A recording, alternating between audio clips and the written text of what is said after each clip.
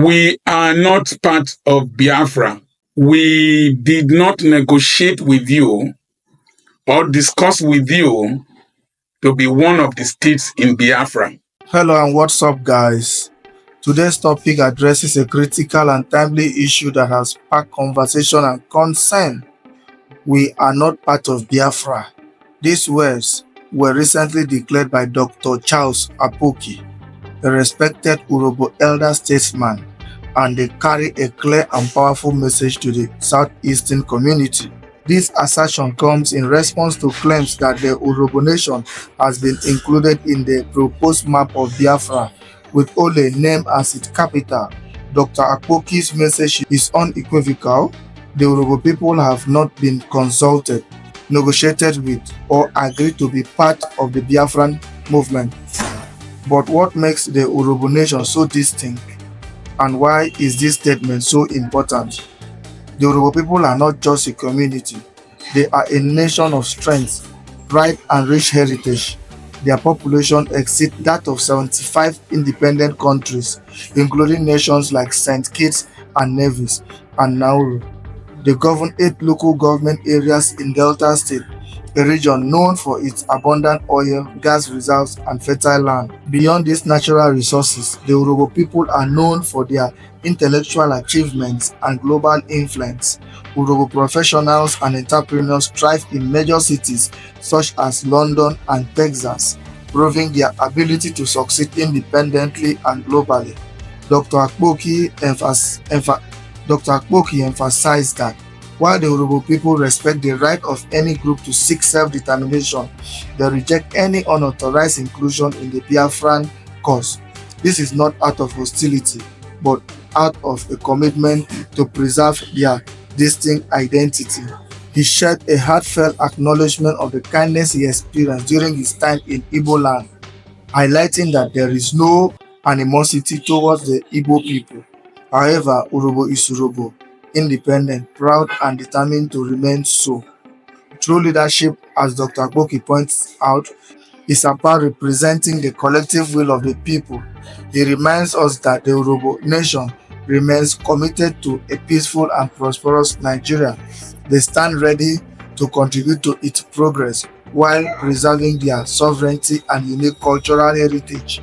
In conclusion, the message is clear. The Urhobo nation is not part of Biafra.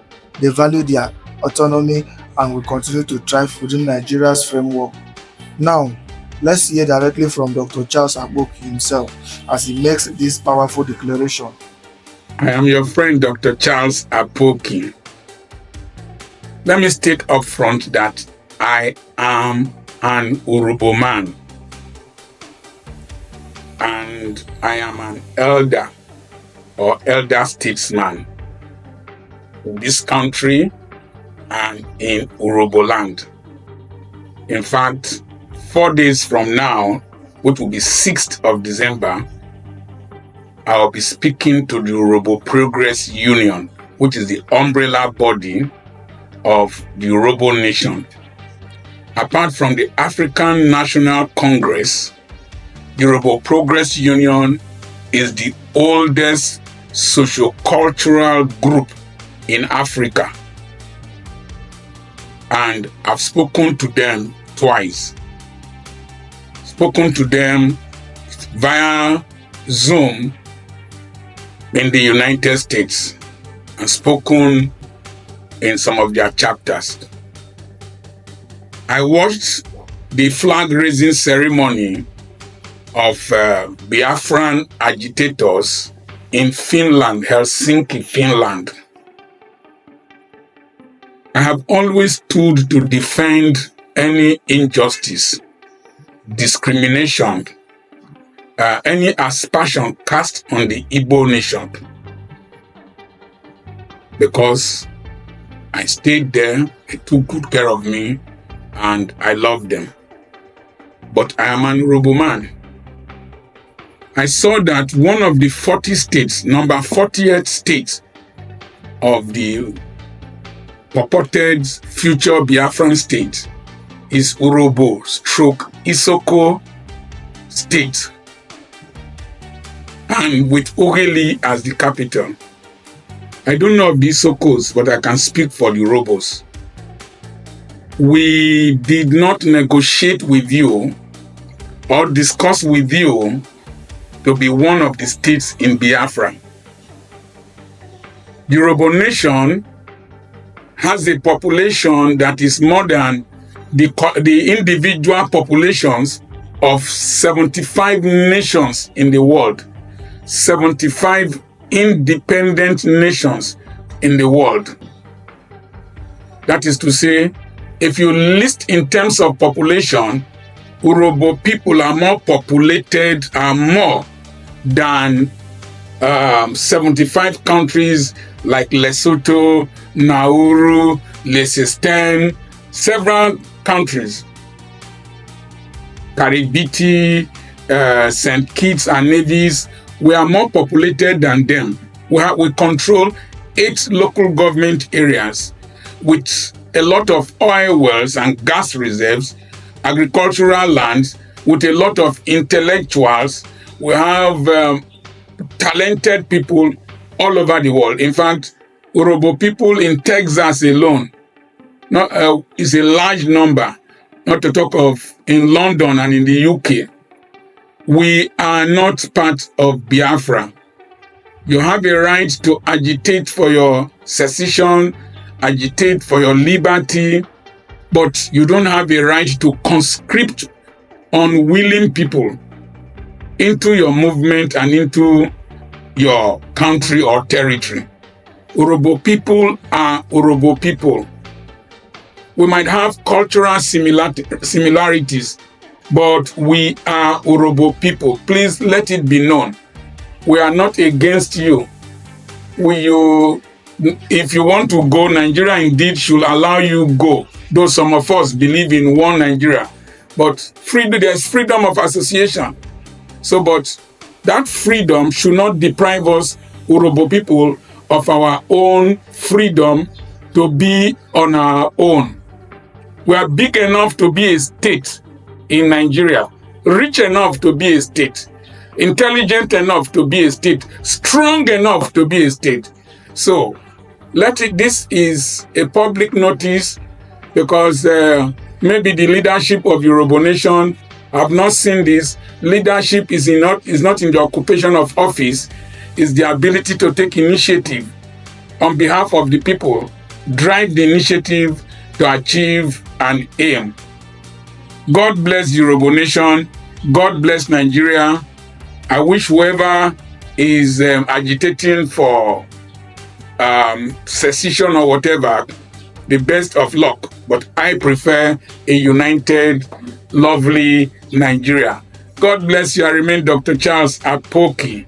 I didn't do this for your approval. I did it because it is what is right. Urhobo nation is not part of Biafra. Take note. God bless you. And guys, as we continue this important discussion, it is crucial to note that Dr. Charles Apoki is not alone in his stance. In the same vein, the former Senate President Ovi Omoagege has also come forward to declare that the Urhobo people are not part of Biafra. This is a powerful affirmation from another highly respected leader in Urhobo land, who joins in clarifying this matter for the world to hear. These declarations are not just statements, they are a reminder of the strength, unity, and distinct identity of the Urhobo people. It is important that we all understand the significance of respecting each nation's sovereignty, and today, both Dr. Apoki and Ovi Omoagege are making their position abundantly clear. Now, let's hear directly from Ovi Omoagege as he provides a more detailed explanation of his stance on this issue. His message is one that further strengthens the resolve of the Urhobo nation in maintaining its independence and unity within Nigeria. If you find this discussion as important as we do, don't forget to like, share, and subscribe to this channel so you stay informed on more thought-provoking topics like this one. Join the conversation in the comment section below. We want to hear your thoughts on this topic. Together, let's engage, share knowledge, and promote unity. Now, let's watch the video where Oviyomo Agege clearly states Urhobo is not part of Biafra. We started seeing maps being drawn up that includes the Urhobo nation as part of the Republic of Biafra. Now, these are maps that have been drawn up by IPOB and Masob and this guy, their latest hero. You get it right there. Now, let me just state this up front. Everyone has a right to agitate for their people. Nobody will sit down and say the Igbos do not have a right to agitate for themselves. The union we have today, the Nigerian union as it is today, the Nigerian project, is not a perfect union. Everybody should strive to correct those imperfections. So I respect their right to self-determination. I respect their right to agitate on behalf of their people. What we will not countenance, is for them, without consulting the Urhobo people, to swear mutu on their own, include Urhobos as part of their map of the Republic of Biafra. And what even made it all the more insulting to us as Urhobos is that, unlike maybe Anioma, that maybe was part of the Biafran Republic. Are you getting it right? Because of, I think that stakeholdership and kindredship, with the Urhobos, we don't have that. We were never part of the Republic of Biafra. We are not now. And we do not plan to be part of that. So that's what it's all about. So we're not fighting the Igbo people. We respect their right to agitate. And frankly, if you ask me, this country has been unfair to them. But not just them alone. Even we. You must recall that Nigeria began with 3 regions: the North, the East, the West, and subsequently the Midwest region. Indeed, the Midwest region, which is today Delta and Edo, which became Bendel, that is the only region that was constitutionally created. The others were by fiat. The northern region was by fiat from the colonialists. So too the West, so too the East. But ours was created as a result of referendum by the people in a constitutional manner. So I'm saying this for purpose of history. As we speak right now, the North, which was one region, is now 17 states or 19 states. I think 19 states. It's now 19 states.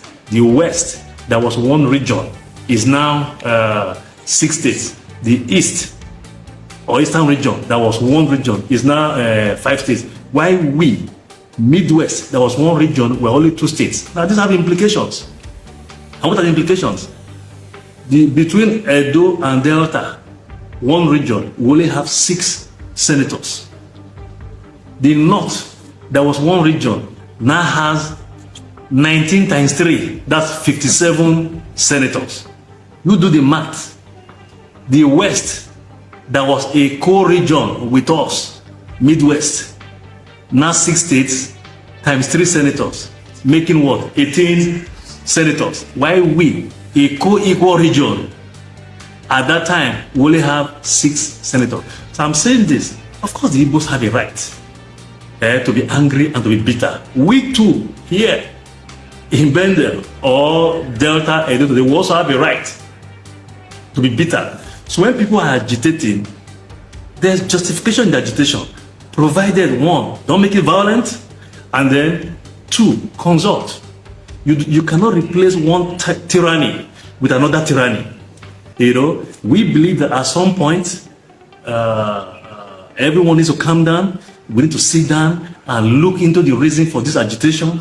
We should be asking ourselves this question. This kind of agitation that we have today, did we have these agitations in pre-Ironsi Nigeria? Or these agitations only came about post-Ironsi Nigeria? I say this because this has ramifications. In pre-Ironsi Nigeria, we're running a federal system of government with powers devolved to the regions. Before Ironsi came with his Decree 34, they're now more or less right there, turned the country to a unitary system of government, taking all powers right there to Abuja. Now, if you look at the last constitutional conference, the confab, that was organized by the Jonathan administration, most of these issues were addressed there. There are certain things we don't have to accept every recommendation of that confab. And frankly, I've never seen it all. But there are some good recommendations that they've made. The argument people are making is that nobody elected them, and therefore they're not in a position to decide for the country, decide for the people, when those that have the mandate are there. As we, the elected representatives of the people. And they are right to that extent. So to that extent, I would say, okay, yes, they've made their recommendations, but they didn't have the mandate. So bring the report to those of us who have the mandate. Let us sift through this. The ones that we believe that will add value, that will help address the challenges that we have today, let us take them. The ones that do not address the challenges we have today, we set them aside. But at the end of the day, we have the mandate to look into this. There are some good things in that report. We should look into this. That's the only way we can address some of the challenges. If you ask me today, I have not seen that report, but I like to believe there was recommendation for state creation. There's nothing wrong, for instance, in allowing the Igbos, if nothing else. I know we talk about equality of states, but you can actually make this argument based on equality of regions or equality of geopolitical zones. You know, let the Igbos have the X number of states that will make them equal, you know, with the other geopolitical zones. Even here in Delta, for instance, if I recall, even the confab recommended the creation of Anioma state. What is wrong with having that state created? Now, the only point I will make is this. The economy of this country right now cannot afford this multiplicity of states. But the moment people are made to understand that yes, you want your states created for you, to the extent that there are administrative structures, no problem. But the funding will not come from you. You cannot create states and sit down and expect Abuja, you know, to be funding them. But if, like we did in the past, you know, when we had the 3 regions, where every state was competing against each other, where some had their peanuts, some had their cocoa, some have their rubber and crude, some have coal. You're getting right here. If they not go back, see, there is no state in this country today that does not have one form of natural resource or the other. Every state is blessed. But because people are used to sitting down here, waiting for the end of the month for a FAC meeting to be called, to go to Abuja and collect a paycheck, you know, nobody now wants to explore and exploit the resources they have in their states. So the moment you make the center very, very unattractive, nobody wants to fight to go to Abuja anymore. They would rather want to fight to go to Asaba or go to Benin or go to Port Harcourt. Those would not be the epicenters right there of the political administration. The people of Biafrans, I want to ask you guys one question. Una to say una won't go on our own, abi fine. Now for Nigeria, where day before, so where on a day before, so it gets some certain states where we say that they feed this country. State like Delta State, Biafra, Port Harcourt, Calabar, Akwa Ibom, Cross River. All those states now they feed Nigeria. Now, una won't go on their own. Una can't cut all those states where they feed Nigeria for nobody. How una feel say Nigeria go allow una carry all those states for nobody? If now una go agree, those states are the most wealthiest states in Nigeria. Una they cut and follow body. Now Nigeria go agree. If now Biafra be Nigeria before, una go agree. Make those states, make those states go. Now all those states that get money pass, una go agree. Let's see truth and say the truth first. Why you not cut your 5 Igbo states go? Anambra, Enugu, Imo, Ebonyi, Abia. Why you not cut your 5 Igbo states go? Now you they cut all the flesh from our body, they leave bone in Nigeria. Nigeria will cut short bone. Mona just think first.